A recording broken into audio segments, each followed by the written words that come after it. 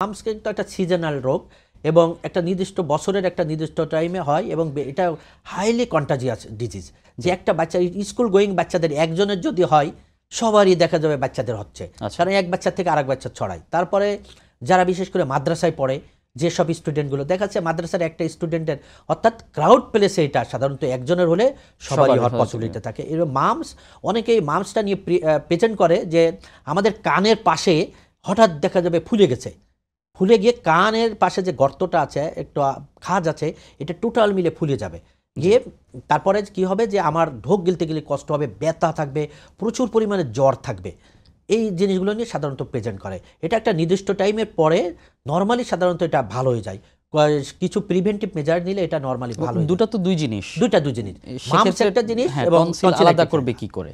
তো মাম্পস হলো যেটা হলো কানের নিচেই ফুলে যাবে এবং মুখের এক সাইড ফুলে যাবে। এটা বাইল্যাটারি হতে পারে, সাধারণত ইউনিল্যাটারি এক পাশেরই বেশি হয়। আর টনসিলাইটিস সাধারণত গলার নিচে, অর্থাৎ আমাদের যে আলা জিবা আছে আমরা যেটাকে বলি, এই জিবার পিছনে দুইটা ছোট ছোট গুটির মতো জিনিস আছে, এইটা ফুলে গিয়ে বড় হয়ে যাবে।